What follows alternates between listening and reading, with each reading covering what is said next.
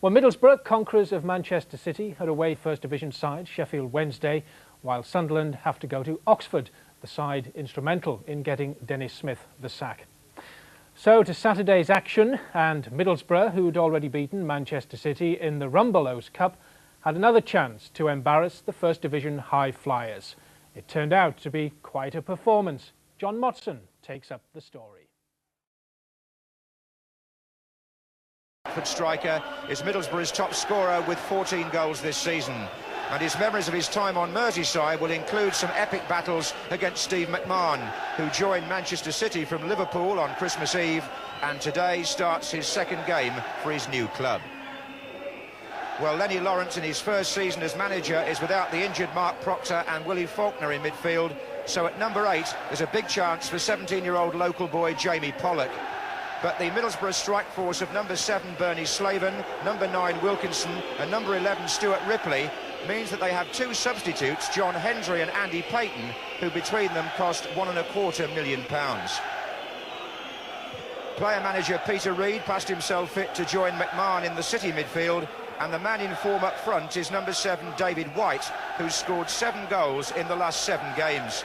A run which started at Ayresome Park when City lost 2-1 here in the Rumbelows Cup a month ago. On by Niall Quinn. Oh, and here's White with a great chance for City, and the ball ran away from him. Well, that was an opportunity in the first attack for Manchester City for David White. McMahon to Poynton. Number 11, Hughes. 3 in the middle for City. Here's Quinn. Niall Quinn, well, he got that chance because Alan Kernaghan slipped as the ball came over. The number 4 for Middlesbrough. If you watch it again, I think you'll find he loses his place here completely. And yes, he did. And Quinn had to wait for it to come down, challenged by Phillips, and he hooked it over the bar. Andy Peake, number 10 for Middlesbrough. Long ball for Wilkinson. Header was by Redmond, but it wasn't a good one. And Middlesbrough had players backing up there, and this is Bernie Slaven with a great chance, and it's still Slaven, and still Slaven, and he didn't quite have the presence of mind at the end to try the far post chip. He went for goal, but it was a good effort. McMahon in on Peake. This is White. Quinn coming in from the far side. White shot, and Quinn nearly turned it into a cross from David White. Here's White. Poynton's cross. Oh, here's Niall Quinn and Peter Reid. The player manager has given his side the lead and shows again that if midfield players will get into the penalty area, there's always a chance that you might get a goal. Really good backing up there of the attack by Peter Reid, but Niall Quinn, with his height, again, gave Middlesbrough a problem they couldn't handle. The ball comes over Kernaghan, Quinn brings it down, and Reid just waits for the defender to slip, and then pushes the ball comfortably past Steve Pears. Pushes the ball comfortably past Steve Pears. Forward by Curl. Oh, and here's Ripley. And still Ripley. There was obviously a deflection on that. It's a corner. Keith Curl did well to get anywhere near him after initially being the player who was hesitating. Wilkinson's up for it. And it's still loose, and a jab shot there. Oh, and in comes Ripley. And the City players are furious because the flag was up and the referee is standing still by the 6-yard box, and the celebrations were cut short almost before Ripley had time to run away with his arms up. The corner swung in long by Phillips, and then there was a real old scramble here. Offside, yes, clearly there. Number 7, Bernie Slaven, is off. Quinn. That's a good turn by Niall Quinn, and Steve Pears flying across his goal. The corner's been given, so it needed the save. Goal. White. Reid. Oh, and here's a chance for White, and he's missed it. Phillips. Ripley is onside, if he can get it down.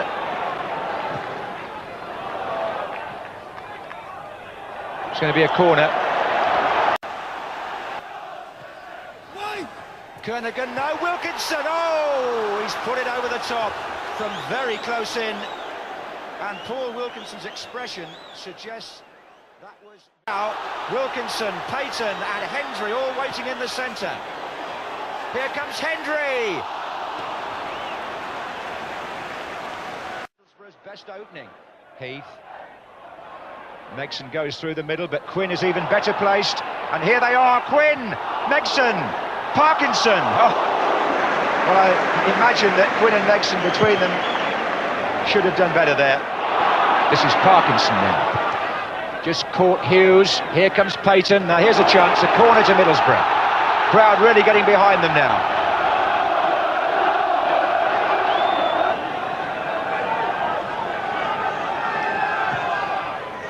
Kernaghan's there. Oh, it's an equaliser. It's Kernaghan. And Boro have done it. It's the skipper. Well, corners always look to be their best chance.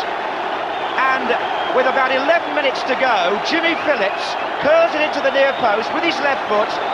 And Kernaghan got there first and makes it 1-1. And Manchester City would only have themselves to blame for that, not just because of the dealing with the corner, but because they could have locked the game up earlier, and didn't.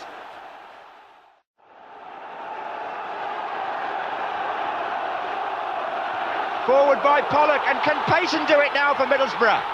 Oh, Wilkinson, it's there! They've done it again! It's Paul Wilkinson, 2 in a minute! Unbelievable stuff! They've turned this cup tie round on its head, and they're delighted. Ayresome Park goes mad. You wouldn't have believed it possible a couple of minutes ago. But now Middlesbrough, the second division side, lead 2-1, and Payton, number 12, did the chasing, got the better of Keith Curl, whose header put the ball into Wilkinson's path, and with the outside of his right foot, he makes it 2-1.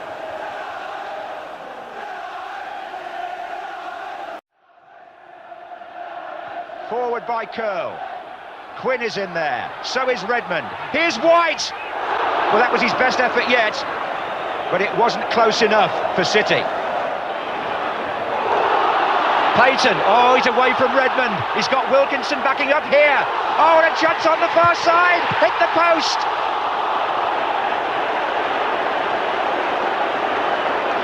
And the man coming in beyond Wilkinson is Stuart Ripley. And it looked like 3-1, but it came back off the post. Ripley, and he can't believe it.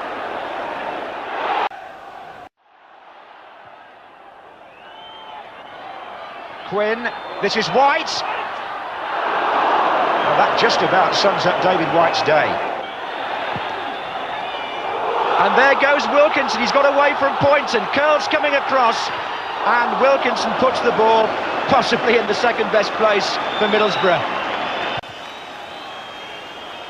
The referee has checked with both his linesmen that time is up.